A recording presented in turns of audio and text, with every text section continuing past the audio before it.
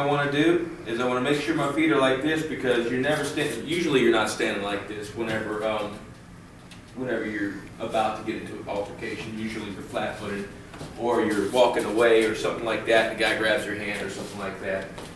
What you want to do is you're going to turn your hand, and it separates the thumb. This is, you're going to turn your palm down for this one. Separates the thumb and the finger, and then you can step back, pull out, and you're going to strike, preferably right in here. Okay? So here you go, right here. Step back, strike. Okay? For a more advanced version, you can come out this way. You're just going to put your hand over top, like this. Okay? And then as you turn your body, you'll bring the wrist with you. You grab, you pull all the way around, come all the way around, and all the way through.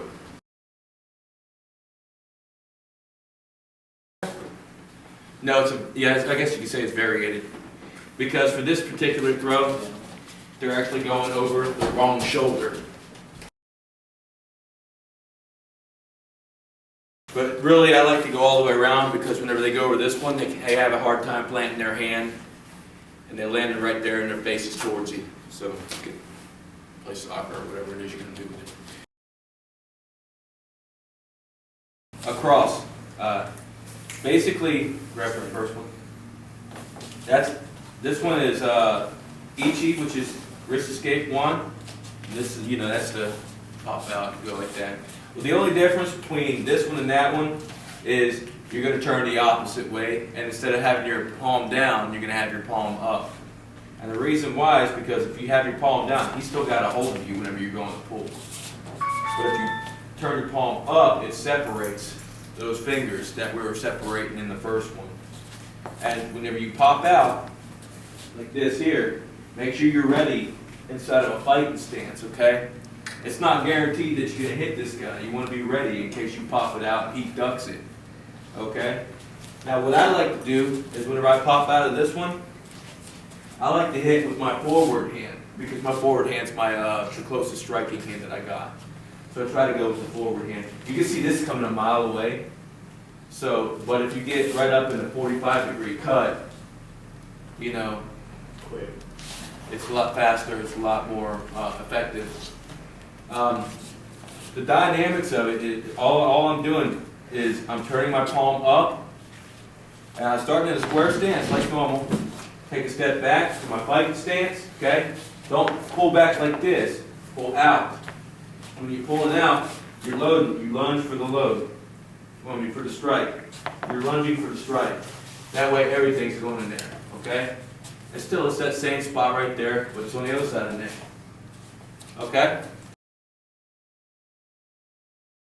It's a 2-1-1 wrist escape. Alright? Let me pull my sleeve up. That way you got a good grip. The leverage from this works really well. Don't fatigue your hands yet. So what the whole point is to go through here, and when I'm grabbing like this through my hands, and I'm going to pull up like that. When I pull up, I take a step back, and again I'm going to go with the closest striking. The closest striking distance is right in here. Okay. So here, I reach through, I grab, I pull it up. Okay. And I keep this one by my chin, okay? This right here is just going for the load. That's why I'm pulling it back, it's for the load, okay? Because whenever I strike, I want to be effective. You don't have to use the side of your hand.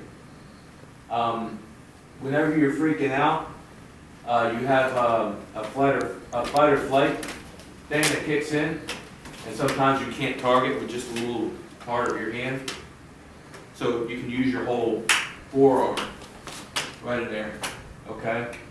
So if you guys are having a tunnel vision or whatnot, because sometimes when the adrenaline gets going, you start to get tunnel vision and then you lose fine motor skill, use the bigger parts of your body, okay? Because this way, not only are you hitting his neck, but you got a chance at hitting his chin just as well, okay? Just aim for that general area with a forearm and you'll catch it, all right?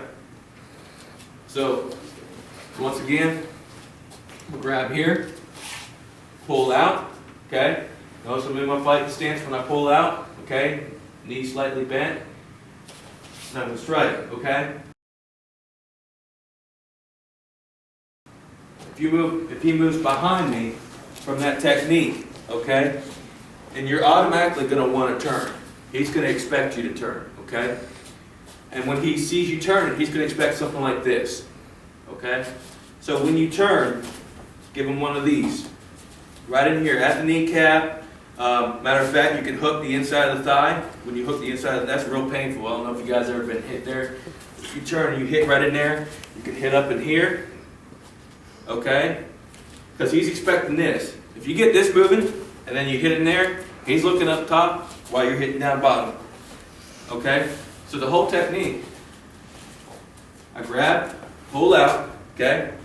If I go to do this and he moves, automatically start going over it, okay? Automatically. All I want you guys to work on, here, okay? And I want you guys just to try to hit right in here. Bang, collarbones. That's it. The way you'll do this one here, okay, is you'll clap your hands, literally. If you clap your hands in a circle, like wax on, wax off, karate kick kind of cliche type deal, like literally you're doing the karate kick thing. Now, what you're doing, once you get up to there, she'll take that step back, okay? For half a second, you're open. All right, guys? So keep that in mind. When you come in, you're going to come in at an angle, all right? And you're only going to hit the collarbones, okay? So again, you spring back for your lunge, and you come in for the collarbones, okay?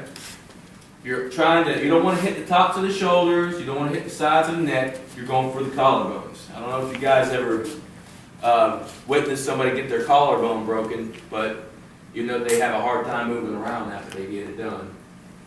And it's really easy to break one too. It's not very thick. So when you hit this thing at an angle, bang, it's thinking like a little tree limb. That's basically what it is. I mean, it's not very hard. And you come in there, you got the initiation, and then you'll sag into it. So it's the follow through. Bang, and then you go through it. Go a little bit further with it. Pop up here, bang. Here, get yourself a little connection. Grab, do a throw, arm break, or something. When you grab for a wrist lock, you'll put your thumb right here, and you'll grab that meaty portion of the hand. Okay, you guys see where I'm grabbing? The meaty portion, and then I'm going to put that thumb right in there. Okay? Right in there. And then you bring it down. Don't have it up here, guys, because he can just move it back. Okay? You want that forearm to be nice and straight. Okay? Because the further down that forearm goes, the worse off the lock is. Okay?